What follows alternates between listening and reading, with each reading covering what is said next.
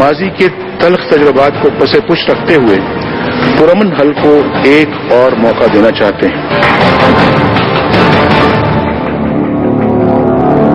ناظرین، سیاست اور قانون کے ساتھ معید پیرزادہ اور بابر ستار آپ کی خدمت پہ حاضر ہیں۔ کبھی کبھی یہ فیصلہ کرنا پڑتا ہے کہ زیادہ اہم ڈیولپمنٹ کیا ہے۔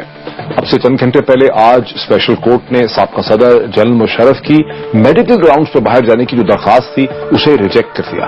یہ بھی بحث ہو سکتی تھی، لیکن ہم جنرل مشرف کے کیس پہ ایک سے زیادہ دفعہ پہلے بحث کر چکے ہیں اور کل اس پہ تفصیلاً بحث کریں گے۔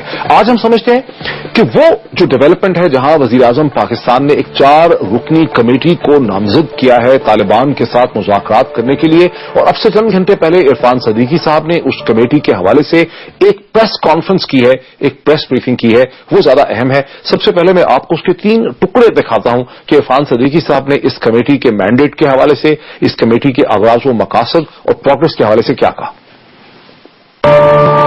وزیر اعظم نے بڑا کھلا مینڈیٹ دیا کمیٹی کو کہ آپ اپنے اوپر اس طرح کی کوئی قدغن محسوس نہ کریں، کوئی رکاوٹ محسوس نہ کریں، اور کہیں پہ یہ بات نہیں ہونی چاہیے کہ جی اب ہمیں کیا کرنا ہے۔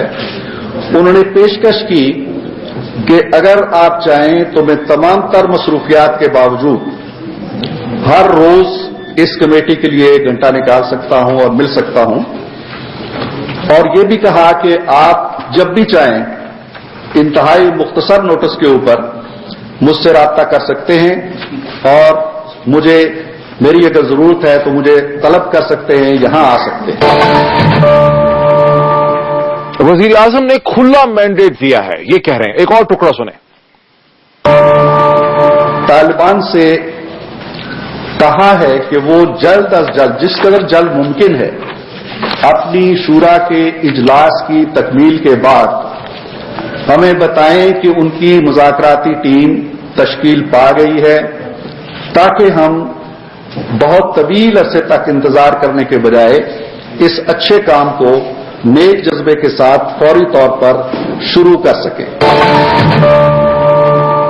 لیکن طالبان سے کہا ہے کہ بہت ہی جلد اپنی مذاکراتی ٹیم کھڑی کریں تاکہ بات کو آگے بڑھایا جا سکے۔ اب ایک اور ٹکڑا دیکھیں۔ طالبان سے بھی ایک مطالبہ کیا ہے اور حکومت سے بھی ایک مطالبہ کیا ہے۔ مطالبہ یہ ہے کہ اس دوران ایسے بیانات سے گریز کیا جائے جن سے معاملات کے اندر تلخی آ سکتی ہو۔ بڑا کیٹیگریکلی کمیٹی نے کہا کہ طالبان بھی حتی الامکان اس سے گریز کریں اور اس پروسیس کو نمو پانے دیں، اور کمیٹی نے بڑے واضح طور پہ کہا کہ حکومت کے وزراء اور عہدیدار اور اہلکار وہ بھی ایسے بیانات سے گریز کریں۔ یعنی کہ حکومت سے اور حکومتی ذرائع سے اور طالبان دونوں سے ہی استدعا کی ہے کہ ایسے بیانات نہ دیں جس سے کہ تلخی بڑھ سکتی ہے۔ یہیں سے ہم ڈسکشن کا آغاز کرتے ہیں۔ بابر، آپ کو کیا سمجھ آ رہا ہے اس کمیٹی کے بارے میں؟ ڈاکٹر صاحب دیکھیں، مجھے لگتا ہے کہ اس حکومت کی سیاسی ضرورت تھی۔ سیاسی ضرورت کیا مطلب ہے اس کا؟ یعنی اس سے پہلے آپریشن کی بھی بات ہو رہی تھی، اب جتنے ٹیررسٹ اٹیک ہوئے جنوری کے اندر، اور ساتھ ساتھ یہ کرٹیسزم بھی آ رہا تھا، پی ٹی آئی کی طرف سے آ رہا تھا کہ کسی سنجیدگی کے ساتھ گفتگو نہیں کی گئی، جے یو آئی کی طرف سے آ رہا تھا، مولانا سمیع الحق نے بھی کچھ بیان دیے، جس سے یہ ایک نیشنل جو کنسنسس کہتے ہیں وہ نہیں بلڈ ہوا تھا ابھی تک کہ آپ ٹیررزم کو فوجی آپریشن کر کے آپ نے ختم کرنا ہے۔ سو میرے خیال میں 2-3 باتیں ہمیں آج اس پہ بات کرنا چاہیے۔ ہمیں یہ بات کرنی پڑے گی کہ یہ کمیٹی کی جو کانسٹیٹیوشن ہے، یہ 4 لوگ کیوں چنے گئے، ہمیں اس کمیٹی کا ایجنڈا کیا ہوگا، اور یہ ہمیں اس پس منظر میں بات کرنی چاہیے کہ اس سے پہلے یہ پہلا پیس ٹاکس کی بات نہیں ہو رہی، اس سے پہلے پیس اگریمنٹس ہوئے، وہ کیوں ہوئے، اس کا ایجنڈا کیا تھا، وہ فیل کیوں ہوئے، اور ان سے کیا اسباق حاصل ہم کر سکتے ہیں، اور اوور آل جو ہماری دہشت گردی کے خلاف جنگ ہے اس میں اس کا کیا رول ہوگا۔ تو آپ کے خیال میں اچھا, تھینک یو سو مچ. آپ نے لٹرلی پروگرام کا آج ایجنڈا سیٹ کر دیا ہے. دیکھیں, میں صبح سے لگا ہوا ہوں اس چیز کے اوپر, بلکہ سارا دن جب سے کمیٹی اناؤنس ہوا ہے میں مسلسل لوگوں سے بات کر رہا ہوں. اور میں یہ کلیئر آپ کو کر دوں کہ کمیٹی کے جو 4 ارکان ہیں, انہوں نے آج جب پرائم منسٹر نے ان کو ملاقات کے بعد ڈائریکشن دیے تو انہوں نے آپس میں بھی ایک میٹنگ کی. ایک چھوٹی سی میٹنگ عمران خان کے ساتھ بھی ہوئی, 2 ممبران کی, لیکن انہوں نے آپس میں ایک میٹنگ کی جس کے بعد یہ فیصلہ کیا کہ ہم ٹیلی ویژن کے پروگرام پہ یا میڈیا پہ اس طرح سے اپیئر ہو کے کوئی بات نہیں کریں گے. ٹھیک ہے, لیکن اس کے باوجود جو لوگ فیملیئر ہیں پروسیس سے, ان سب سے میری بات ہوئی اور مجھے پتا چلا کہ 5 بڑے پوائنٹ جو ہیں, 5 نکاتی ایجنڈا اس کمیٹی کے سامنے ہے جو یہ بات چیت کریں گے طالبان سے. ایک چیز یہ ہے کہ جو پرزنرز ہیں, طالبان یہ ایکسپیکٹ کرتے ہیں کہ ان کے جو پرزنرز حکومت کے پاس مختلف جیلوں میں ہیں انہیں رہا کیا جائے. کون رہا ہوگا کون نہیں, ایک پوائنٹ ہے. دوسرا ہے کہ وہ کہتے ہیں کہ جی ہمارے جو لاسز ہوئے ہیں 2004 کے بعد سے, جب افواج وہاں گئیں, بامبنگ ہوئی, ڈرون سٹرائک ہوئے, ہمارے جو لاسز ہوئے ہیں, loss of life and loss of property, اس پہ ہمیں کمپنسیشن دی جائے. اچھا, تیسرا پوائنٹ یہ ہے کہ جو حکومت کی طرف سے ہے کہ جو فورن ملیٹنٹس ہیں ان کا کیا کرنا ہے, کیا وہ سرنڈر کریں گے, کیا ان کو نکال دیا جائے گا, کیا ان کو رجسٹر کیا جائے گا کہ وہ پولیٹیکل ایجنٹ کے سامنے آ کے ہر ہفتے کی سوموار کو یہ بتائیں کہ ہم نے کچھ نہیں کیا, ہم یہاں موجود ہیں. چوتھا ایشو ہے کہ ٹرائبل جو اسٹرکچر ختم ہو گیا ہے افواج کے جانے کے بعد سے, فعال نہیں رہا ہے ٹرائبل پولیٹیکل ایجنٹ کا, اے پی اے کا, اسسٹنٹ پولیٹیکل ایجنٹ کا, جس میں کہ وہ سیشن جج اور ڈسٹرکٹ جج کے فرائض بھی انجام دیتے تھے, اسے بحال کرنے کی بات ہے. اور پانچواں ایک بڑا کنٹروورشل ہے جنرلائز ایمنیسٹی کا, کہ ان لوگوں کو چھوڑ کے جن کے خلاف آپ کے پاس ڈاکومنٹیشن یا ایویڈنس ہے جرائم کی, باقی ایک جنرلائز ایمنیسٹی جو ہے دی جائے. تو یہ ایک ایجنڈا مجھے سمجھ آیا. ڈاکٹر صاحب, یہ ایجنڈا کیا یہ اس کمیٹی کا ایجنڈا ہے یا یہ آپ کے ذرائع جن سے بھی آپ نے بات کی ان کا خیال تھا کہ اوور آل, کیونکہ کمپنسیشن دینے کی آفر تو نہیں کریں گے نا, یعنی آپ تو اپنے ایجنڈے میں وہ چیزیں رکھیں گے جو آپ کو چاہیے, آپ کچھ نان نیگوشیبلز رکھیں گے کہ جی اس پہ تو ہم بات ہی نہیں کر سکتے. Good question. پھر آپ کریں گے یہ نیگوشیبل ہے, اور اس میں یہ ان کی ایکسپیکٹیشن ہے کہ یہ کمپنسیشن اور یہ چیزیں وہ پرزنرز کی ریلیز. دیکھیں, میں سمجھتا ہوں کہ جو سارے لوگ فیملیئر ہیں اس پروسیس سے, جس میں کمیٹی کے لوگ بھی شامل ہیں, ان کے سامنے یہ چیزیں آئی ہیں کہ یہ وہ ایشوز ہیں جن پہ بات ہوگی. فورسز پرزنرز تو ظاہر طالبان کا ایشو ہے, لاسز بھی ان کا ایشو ہے, حکومت تو نہیں کہہ رہی کہ لاسز کا, لیکن ملیٹنٹس حکومت کا ایشو ہے, اور جو ایمنیسٹی ہے وہ ان کا ایشو ہے. ٹرائبل سٹرکچر کی ریسٹوریشن دونوں سائڈ کا غالباً ایشو ہے. اچھا, 2 بڑی دلچسپ چیزیں ہیں جو اس میں نہیں ہیں, جو اس میں سے ایکسکلوڈ کر دی گئی ہیں. فورسز یہ کہ حکومتی کمیٹی نے شروع میں یہ واضح کرے گی طالبان کو کہ ہم آپ کو کوئی گارنٹی نہیں دے سکتے کہ امریکہ جو ہے وہ ڈرون سٹرائکس نہیں کرے گا, کوشش ہوگی کہ نہ کرے, ریکویسٹ بھی ہوگی, لیکن کوئی گارنٹی آپ کو یہ نہیں مل سکتی کہ یہ ان کا ارادہ ہے کہ گارنٹی نہیں کریں گے. ہاں, حکومت کوئی ایسی گارنٹی ان کو نہیں کرے گی کہ ڈرون سٹرائکس نہیں ہوگی. نہ ہی کوئی ایسی گارنٹی ہو سکتی ہے کہ اگر آپ امریکنز کی کسی لسٹ پہ ہیں, کسی پروسیکیوشن لسٹ کے اوپر ہیں, اس میں بھی حکومت ان کو کوئی گارنٹیز جو ہے وہ نہیں کر سکتی. تو ڈاکٹر صاحب, شریعت کی ہم اتنی بات سنتے ہیں, آپ نے تو اس کا بھی ذکر نہیں کیا. اچھا, ہاں, یہ بھی بڑا انٹرسٹنگ آپ نے پوائنٹ ریز کیا. جن لوگوں سے میری بات ہوئی ہے وہ کہہ رہے ہیں کہ جب طالبان بات کرتے ہیں تو وہ شریعت کا نام تو ضرور لے دیتے ہیں, لیکن در حقیقت یہ کوئی بہت بڑا برننگ ایشو نہیں ہے ٹرائبل ایریاز میں, خیبر ایجنسی میں, فاٹا میں, کیونکہ وہاں رواج سے ہمیشہ فیصلے ہوتے رہے ہیں, اور جب رواج سے نہیں ہوتے تو شریعت سے ہوتے ہیں. اور وہاں پر یہ کوئی ایسا نہیں کہ وہ شریعت نافذ کیے بغیر, اس کا مطالبہ کیے بغیر وہاں فیصلے شریعت یا رواج ہی سے ہوتے چلے آئے ہیں. تو یہ کوئی بہت بڑا ایشو نہیں ہے. لیکن ایک بہت بڑی چیز اس میں سے مسنگ ہے, وہ یہ ہے کہ امریکنز اور انٹرنیشنل کمیونٹی یہ چاہتی ہے یا چاہتی ہوگی, یہ بڑا کلیئر ہے کہ بھئی اس ٹیریٹری کو یوز نہ کیا جائے کراس اوور کرنے کے لیے, کراس بارڈر ریڈ کرنے کے لیے. یہ حکومتی مذاکراتی ٹیم کے ایجنڈے میں شامل نہیں ہے کہ طالبان کو یہ کہے کہ آپ افغانستان کے اندر جائیں گے نہیں جائیں گے اس کے اوپر بات نہیں کر رہے, اور فورن ملیٹنٹس کے بارے میں کیا بات ہوئی؟ فورن ملیٹنٹس کے بارے میں تو یہ ہے کہ فورن ملیٹنٹس جو ہیں وہ یا تو یہ اس کا حل نکالنا پڑے گا, یا تو فورن ملیٹنٹس سرنڈر کریں. لیکن کیا یہ ڈیمانڈ ہوئے گی کہ آپ فورن ملیٹنٹس کو سرنڈر کریں یا انہیں جانے کے لیے یہاں سے بولیں, یا پھر یہ ڈیمانڈ نہیں ہوگی؟ یہ ایک ایسی چیز ہے جس کا کہ حل نکالنا پڑے گا. 3 آپشن سامنے ہیں, یا تو فورن ملیٹنٹس کو باہر نکال دیا جائے پاکستان سے, یا وہ سرنڈر کریں, یا وہ اپنے آپ کو رجسٹر کریں اور کسی قانون کے تابع جو ہیں آ جائیں. تو یہ ڈاکٹر صاحب کن گروپ سے بات کریں گے اس کے اوپر کوئی گفتگو؟ دیکھیے, یہ بڑا انٹرسٹنگ ہے کہ وہ 4 گروپس جو ہیں وہ ہیں کون سے. دیکھیں, نارتھ وزیرستان میں 4 بڑے گروپ ہیں ملٹری کو چھوڑ کے, جن کے ہاتھ میں آپ سمجھیں کہ جن کے پاس ایک ملیشیاز ہیں, جن کے پاس فورس ہے.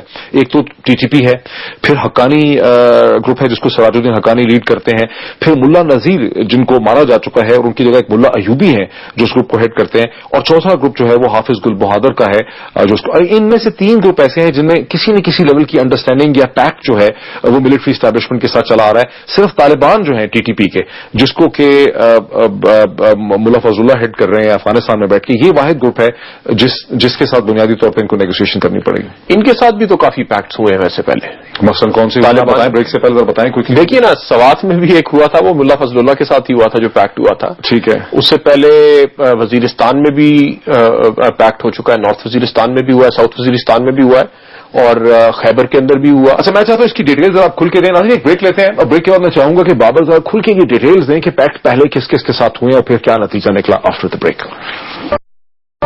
ناظرین ویلکم بیک, وہیں سے بات شروع کرتے ہیں. دیکھیں, آپ جب یہ کہتے ہیں نا کہ ملا فضل اللہ کے ساتھ بھی پہلے بھی مذاکرات ہوئے تھے اور اس کے ساتھ ایک ایگریمنٹ ہوا تھا, کس کی طرف اشارہ کر رہے ہیں؟ سوات کی طرف سے, سوات والی. وہ تو تحریک شریعت نفاذ محمدی جو تھی اس میں صوفی محمد صاحب کے ساتھ ہو رہا تھا, لیکن اس وقت حکومت تو نہیں کی تھی نا. صوفی محمد صاحب کو جیل سے نکالا گیا, لایا گیا, وہ ان کے فادر ان لا بھی تھے. اس کے علاوہ کیا کیا ہوا؟ اس کے دیکھیں نا ڈاکٹر صاحب, شکائی سے سٹارٹ ہوئی بات, نیک محمد کے ساتھ اگریمنٹ ہوا 2004 میں ہوا, اور وہ تقریباً مہینے 2 مہینے بعد ہی ختم ہو گیا. کیونکہ انہوں نے, وجہ کیا ہوئی؟ انہوں نے طاہر یلداشیو کو انہوں نے دیا ہوا تھا, اپنے پاس رکھا ہوا تھا, اور اگریمنٹ کے 2 دن بعد انہوں نے کہا کہ ہم القاعدہ کو اور افغانستان کا جو کاز ہے جہادیوں کا اسے سپورٹ کرتے ہیں. اس کے بعد انہیں ڈرون سے مارا گیا. ٹھیک ہو گیا, وہ ختم ہو گیا. ٹھیک ہے. اس کے بعد سراروغا کے اندر اگریمنٹ ہوا بیت اللہ محسود کے ساتھ. عبداللہ محسود نے شروع سے ہی جوائن نہیں کیا. اس وقت آپ کو یاد ہوگا عبداللہ محسود اور بیت اللہ محسود یہ 2 مین لیڈرز تھے. بیت اللہ محسود نے پھر ٹی ٹی پی کو آرگنائز کیا, لیکن اس پیس ایکارڈ کو بھی کبھی کسی نے فالو نہیں کیا. ایونچولی بیت اللہ محسود کو بھی ڈرون سے مارا گیا. پھر میران شاہ میں ہوا, پھر میران شاہ کے اندر ہوا. وہ حافظ گل بہادر کے ساتھ اور 2-3, کیونکہ وہ قبیلے کے ساتھ ہوا تھا, وہ کسی ایک بندے کے ساتھ ہولڈ کیا. اس نے کسی فارم میں ابھی تک وہ چل رہا ہے کہ حافظ گل بہادر کے ساتھ تو ابھی بھی کچھ نہ کچھ چل رہا ہے. وہ اگریمنٹ سی ان کی ہے, لیکن اور وہ بھی نارتھ وزیرستان میں تھا. سو وہ ایک واحد پارٹی ہے جس کے ساتھ 2008 میں فقیر محمد, 2008 میں پھر فقیر محمد کے ساتھ ہوا, وہ باجوڑ میں ہوا. اچھا, وہ بھی انٹرسٹنگ ہے کہ اس میں بھی ایونچولی ملٹری آپریشن کرنا پڑا. وہاں پہ آپریشن شیردل ہوا. ٹھیک ہو گیا. خیبر ایجنسی میں منگل باغ کے ساتھ کیا. ٹھیک ہے. وہاں پہ پھر لیکن میاں منگل باغ ابھی بھی آپریٹ کر رہے ہیں. اور پھر وہاں پہ تھا نا لشکر اسلامی اور انصار الاسلام کے ساتھ. بیسک آرگومنٹ آپ کا کیا ہے؟ یہ تو ہم نے سارے ڈسکرائب کر دیا نا کہ یہ ہوا. بیسک آرگومنٹ یہ ڈاکٹر صاحب, ہر اگریمنٹ ہوا اس کے اندر ریکارڈ کی گئی کہ یہ چیزیں دونوں سائڈز مانیں گی. دونوں سائڈز نے پھر بعد میں یہ کہا کہ دوسری سائڈ نے اگریمنٹ کو نہیں مانا. اگریمنٹ کے بعد کسی نہ کسی فارم میں ملٹری آپریشن کرنا پڑا, اور اگریمنٹ کے امیڈیٹلی بعد ٹیررزم اور جو ہولڈ تھا ملیٹنٹس کا وہ بڑا. آپ کو یاد ہوگا کہ سوات کے بعد اگریمنٹ ہو گیا, اس کے بعد یہ بنیر میں بھی چلے گئے, یہ شانگلہ میں بھی چلے گئے. پھر ایکسپینشن جب سٹارٹ ہوئی تو پھر ملٹری آپریشن سٹارٹ ہوا. سو بیسک آرگومنٹ یہ ہے کہ ہر پیس اگریمنٹ کے بعد ملیٹنسی مزید بڑی, انہوں نے بریچ بھی کیا اگریمنٹ کو, اور اس کے بعد ملٹری آپریشن کر کے. تو پھر آپ کو کیا لگ رہا ہے کہ یہ ایگریمنٹ یا ہو نہیں پائے گا یا ہو کے چل نہیں پائے گا؟ ڈاکٹر صاحب مجھے تو یہ waste of time waste of time نہیں ہے. میں نے اسی لیے شروع میں کہا سوات میں بھی اسی طرح ہی ہوا. آپ کو یاد ہوگا چیز بلڈ اپ ہو رہی تھی اور بڑھتا جا رہا تھا. وہ خونی چوک, وہ لاشیں, وہ سب کچھ بڑھتا جا رہا تھا, اور پھر فائنلی کنسنسس ڈیولپ ہو گیا. اس سے پہلے کنسنسس نہیں تھا. میرا خیال ہے عمران خان کے علاوہ باقی تمام لوگ پھر سپورٹ کر رہے تھے, اور جو ہمارا لبرل کراؤڈ تھا یا باقی لوگ تھے وہ بڑے اپوز تھے, کیونکہ اے این پی کی حکومت تھی اور اے این پی نے یہ نیگوسیشن کیا, اور اس کے بعد انہوں نے جب اگری کر لیا کہ وہ وہاں پہ آپ نے عمران خان کا اس طرف کا اشارہ کیا 2009 کا. اب انٹرسٹنگ صورتحال یہ ہے بابر کہ گزشتہ چند ہفتوں سے پی ٹی آئی اور عمران خان آہستہ آہستہ یہ کہنے لگے ہیں کہ اگر ملٹری آپریشن ہی سولوشن ہے, اگر اس سے ایک ڈیسائزو حل جو ہے وہ نکل سکتا ہے تو ٹھیک ہے, ہم اس کو سپورٹ کریں گے, but peace must be given a chance. تو آپ کو ایسا لگتا ہے کہ وزیر اعظم نواز شریف در حقیقت پی ٹی آئی کو اور عمران خان کو ساتھ لے کر چلنے کے لیے پیس کو ایک چانس دے رہے ہیں کہ اگر کچھ ہو گیا تو ہو گیا, اگر نہیں ہوا تو ایٹ لیسٹ ہم نے عمران خان کی خواہش پوری کر دی؟ ڈاکٹر صاحب میرا یہی خیال ہے کہ ہم نے جو سیکھا ہے, جو اسپاک ہم نے حاصل کی ہیں وہ گرو کی ہیں. دیکھیں نا اتنے سارے آپریشن تو فوج, یہ جو پیس ڈیلز تھی یہ بھی ساری فوج نے کی. سوات کے علاوہ باقی سارے اگریمنٹس فوج نے کیے تھے, اور سوات میں بھی فوج شامل تھی ساتھ. इस दफा लग ये रहा था कि फौज शायद अग्रीमेंट में इतनी इंटरेस्टेड है या नहीं है, वो बात कर रहे हैं ऑपरेशन की कि नॉर्थ वजीरिस्तान को साफ करना पड़ेगा, लेकिन सियासतदान अभी उस पेज पे नहीं थे। सियासी सपोर्ट के बगैर ऑपरेशन भी नहीं हो सकता। और बहुत सारे लोगों का यह ख्याल था कि अभी तक जो हुकूमत कह रही है, चूंकि सामने कोई बात नहीं आई थी, चौधरी निसार साहब ने कहा कि जी बातचीत हो रही थी, कमेटियां बनी, ये हुआ वो हुआ, तालिबान ने मना कर दिया, लेकिन प्रेस के थ्रू सारी निगोसिएशन हो रही थी। अब पहली दफा एक कमेटी बनी है, एक एजेंडा हो रहा है, पब्लिकली हम बात कर रहे हैं इस बारे में, हर बंदा देखेगा। अगर इसके बाद भी टेररिस्ट अटैक होते हैं और होते चले जाते हैं और रुकते नहीं है, क्योंकि सीज फायर की बात प्राइम मिनिस्टर ने भी की, आज आपने इरफान सिद्दीकी की साहब की जो बात सुनाई उसमें भी वो ये कह रहे थे कि जनाब एक दूसरे के खिलाफ सख्त बात भी ना करें, पीस फायर की भी बात। तो अगर पीस फायर नहीं होता, अग्रीमेंट भी हो जाता है, फिर उसकी ब्रीचेज होती हैं, तो फिर एक सेंस क्रिएट होगी ना कि आप क्या बात करेंगे फिर। तो उस तरफ हम जा रहे हैं। अच्छा, एक चीज बाबर ये भी हुई कि जब मैंने बहुत से लोगों से बात की जिनका ताल्लुक फाटा से है, खैबर पख्तूनख्वा से है, जो हमारे एनालिस्ट हैं, जो बहुत इस प्रोसेस को देखते हैं, तो तरह तरह की मुझे उसमें जो सम अप मैं करता हूं कि जो कॉम्पिटेंसी है इस कमेटी की जिसे प्राइम मिनिस्टर ने कायम किया है, जिसमें रुस्तम शाह मोहम्मद साहब के बारे में तो सब लोगों का, जो इनफैक्ट पीटीआई ने या सूबाई हुकूमत ने जिनका नाम दिया, और रहीमुल्लाह यूसुफ साहब के बारे में, तो लोगों का कहना यह है कि ये बड़े रेलेवेंट है। यानी रुस्तम शाह मोहम्मद साहब जो हैं वो असिस्टेंट पॉलिटिकल एजेंट भी रहे हैं, उसके बाद वो पॉलिटिकल एजेंट रहे हैं खैबर, उसमें गालिबन डेरा इस्माइल खान की वहां पे रहे हैं, north Waziristan south Waziristan agency के वो पॉलिटिकल एजेंट रहे हैं। उसके बाद जब वो कमिश्नर थे डेरा इस्माइल खान के, तो उस वक्त साउथ वजीरिस्तान का जो एपी है वो उनके अंडर काम करता था। वो फिर बाद में अफगानिस्तान के सफीर भी रहे, अफगानिस्तान में पाकिस्तान के सफीर रहे हैं अफगानिस्तान में, और वो गालिबन चीफ सेक्रेटरी भी रहे हैं। तो उनका बड़ी अंडरस्टैंडिंग है, लिखते भी रहे हैं फाटा की रिफॉर्म के ऊपर भी रहे हैं, और इंटरनेशनल कम्युनिटी भी उनको बहुत बुलाती है, वो बाहर भी जाते हैं कॉन्फ्रेंसेस में, और उनको बहुत पता है, तो बड़े रेलेवेंट है। और रहीमुल्लाह यूसुफ का ये है कि उनको भी बहुत अंडरस्टैंडिंग है, उनके कॉन्टैक्ट भी बहुत है। जहां थोड़ी सी यानी एतराजात उठ रहे हैं, जिनकी टांगे ज्यादा खींची जा रही हैं, उसमें एक इरफान सिद्दीकी साहब के बारे में कमेंट उठ रहा है कि वो उनके ऊपर क्यों उठ रहा है, उन पे कहना है कि उनका क्या कॉम्पिटेंस है इस कमेटी के अंदर होने। डॉक्टर साहब बात देखें ना, एक तो ये सारी की सारी कमेटी जो है अभी तक आपने, ये सारे प्रो टॉकर्स हैं, और इरफान सिद्दीकी साहब ने भी अपने जो मजामीन कॉलम शॉलम लिखे उसमें उन्होंने यही, हमारे प्रोग्राम में भी उनकी ये पोजीशन थी कि मेरे जैसे लोग जो सपोर्ट करते हैं बातचीत को, उनके लिए मुश्किल होता जा रहा है। उन्होंने हमारे प्रोग्राम में एक दो हफ्ते पहले ये बात की। तो इरफान, आपने गवर्नमेंट का रिप्रेजेंटेटिव कौन है? इरफान सिद्दीकी साहब को स्पेशल असिस्टेंट बनाया गया है। अब किसी ने तो प्राइम मिनिस्टर के साथ बात करनी है ना करीब से कि जी ये बात हो रही है, क्या करना है, क्योंकि देखिए ये तो नेगोशिएटर्स हैं। आप किस चीज को नेगोशिएट करना है, क्या दे सकते हैं क्या नहीं दे सकते, वो तो स्टेट का काम है। तो एक तो उन्हें चाहिए था कोई बंदा जो करीबी हो प्राइम मिनिस्टर के, मेरे ख्याल में उसमें बिल्कुल उस लिहाज से एक ट्रस्ट का लेवल जो है वो एस्टैब्लिश करते हैं। अच्छा, मेजर आमिर का जो है उस पर मैंने बड़ी रिसर्च की कि भाई उस पर क्या लोगों उनका उन्हें क्यों रखा गया। उसमें यह है कि मेजर आमिर साहब के वालिद, क्योंकि मेजर आमिर की खासी कंट्रोवर्सी भी रही है, एक पूरी एक सियासी जोड़ तोड़ के हवाले से, जैकल शैकल जो भी है। लेकिन उसमें यह कहा गया है कि उनके वालिद साहब एक ऐसा मदरसा चलाते थे सवात ही में, जो अभी भी उनके भाई तैयब साहब जो है वहां मदरसा चलाते हैं, जो गालिबन एक स्कूल ऑफ थॉट है पंज पीरी, और उस मदरसे में मौलाना मुल्ला फजलुल्लाह जो है वो पढ़ते रहे हैं, और सूफी मोहम्मद का भी उससे ताल्लुक रहा है। और इस निस्बत से मेजर आमिर का एक ताल्लुक या एक लिंक या एक रिलेशनशिप, एक ट्रस्ट का जो है रेलेवेंट आपके ख्याल में। देखिए ना, खालिद हकानी जो नंबर 2 है, उनके बारे में बात होती थी तो कहते थे मौलाना समीउल हक जो है वो उनका बड़ा उस्ताद शागिर्द वाला रिलेशनशिप है। इससे पहले हमने देखा कि जो आईएसआई के भी जो लोग थे जिन्होंने अफगान जिहाद में बड़ा रोल प्ले किया, कर्नल इमाम का नाम होता था, उन्हें असैसिनेट किया और उसकी वीडियो भी रिलीज की, और खुद वो जो है पिछले टीटीपी के चीफ ने खुद गोलियां मारी उन्हें, और वो वीडियो तो कितना रेलेवेंट है। देखिए, मैंने आज बड़ी कोशिश की कि मैं मेजर आमिर से बात कर सकूं। मैंने कई दफा उन्हें कॉल किया, मैंने उनको टेक्स्ट भी किया, मैंने बहुत बड़ा अपना पूरा इंट्रोडक्शन भी कराया। आज तो जरूरी काम कर रहे होंगे डॉक्टर साहब, लेकिन नहीं हो सकी मेरी उनसे बात। लेकिन मैंने जब बहुत और लोगों से बात की तो उन्होंने मुझे कहा कि अच्छा, एक और बड़ी इंटरेस्टिंग चीज पता चली कि मेजर आमिर और इरफान सिद्दीकी साहब और सलीम साफी साहब जो है, इनकी बड़ी बैठक है इन इश्यूज के ऊपर। ये आपस में मिलकर इकट्ठे भी होते हैं मेजर आमिर के घर में, वहां की बड़ी डिस्कशंस होती रही हैं बहुत अरसे से।